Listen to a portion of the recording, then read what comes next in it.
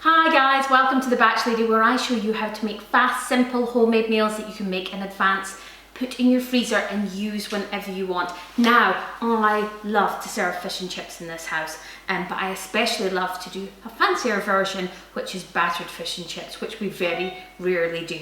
Okay, but they are absolutely delicious. So today I want to show you how to make batter and how to batter your fish, and how you can then get it ready in advance and cook it, put it in the freezer, and then when you want a really quick fish and chip sort of fake away Friday night, you can just pull it out and it's good to go. Okay, so what you're going to need to do this, you're going to need 500 mils of vegetable oil, and that's for cooking the fish in. Okay, you're going to need some baking powder. I'm going to put the quantities up, but you can also get all my recipes at www.thebatchlady.com. Okay, and you're going to need 410 mils of water, and you're going to need some flour. Okay, so you've got your flour. All you're going to do is add in your 3 tablespoons of baking powder. Oh, sorry, 3 teaspoons. 3 teaspoons of baking powder, like that. Once your baking powder's in, you're just going to add a teaspoonful of salt, okay? A little teaspoonful, and give it another mix around. Now, I should have also mentioned that you've also got your cod fillets, of course. Now, I'm using cod fillets today, and you want them not to be too thick, okay? So you don't want really thick ones if you look at if you're either at the fishmongers or the supermarket. You want quite thin fillets. Now, I'm using cod because it's all I could get today, but usually I would either use coley or pollock, which are UK sourced fish, and they're cheaper than using cod. So if you're in for saving some money and you love fish and chips, which are now quite expensive at the fish and chip shop, then this is a good way to do it and use the cheaper cuts of meat, which work, the cheaper fish, which works out perfectly. Okay, right, let's go back to our batter. So all we want to do now is start to slowly add in our water to our mix, okay? And this is going to be a bit of a pain to show you on film because I'm going to have to keep turning on this little contraption, okay? I'm just going to whisk it each time and keep adding a little bit more in until it becomes a really good batter, okay? Let's go.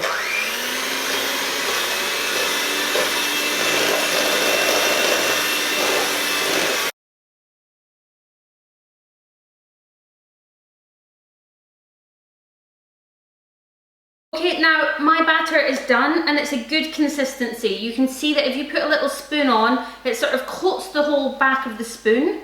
It's not lumpy at all, and it sort of stays like that, okay? So that's really what you want to do.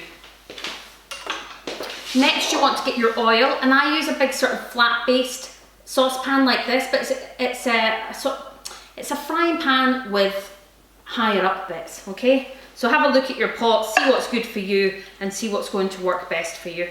Okay, and in goes my 500 mils of oil, and I'm going to put that on the heat. Want to wait for your oil to heat up, okay? To make sure that your oil is hot enough, what you want to do is take a little bit of the batter, teaspoonful of batter, or even a little bit less, pour it into the hot oil if you think it's hot enough, and just give it a couple of minutes to cook, and it's going to rise back up, okay? And then you know that your oil is ready to go. To get your fish ready, you just want to make sure that you've patted dry your fish fillets, okay? So these are skinless and boneless. You just want to give them a little pat dry on some kitchen towel before they go into the batter. Okay, so my batter is done, my fish is dry and ready to go. I'm going to take you over to the oven now, so that onto the stove, so that you can see it actually being cooked before I dip it. It's much easier to do it over there. So I've got ready a tray with some kitchen roll on it, just for when the fish is finished being cooked. So let's get ready and we'll take everything over, come on. So I'm just going to test this oil and see how it's looking.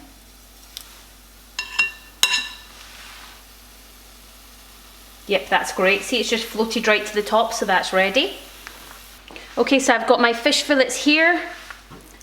Okay, and I'm just going to dip them in the batter, one side, then the other side. Let it just slightly drip off. Then be very careful putting it in the hot oil, okay? I'm going to do 2 fillets and then the other 2 fillets. They're going to take about 3 to 5 minutes, okay? And once I think one side's done, I'm just going to change it round on a slotted spoon. So keep an eye on your timings. It's quite a messy job, this. And in they go.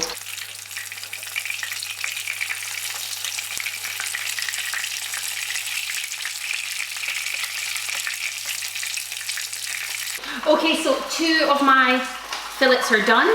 Look at them here. Ooh, they look amazing. And 2 are in. They've just got about another minute, and then I'm going to turn them and they'll be good to go.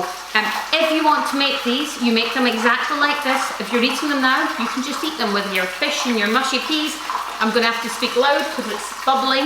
If you want to leave them for the freezer, you're just going to let them cool. Okay, put them in the freezer on a tray without the kitchen foil. Leave them for 2 hours and then you can bag them up, okay? Just be careful bagging them up. That's all you need to do. When they come out the freezer, you can cook them from frozen and they take 25 minutes. 25 minutes from frozen. This costs, for the chips that I'm making, I use 6 potatoes.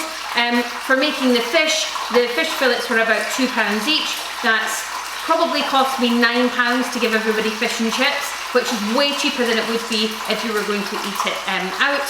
So why not give it a go? Battered fish. Amazing. Thanks.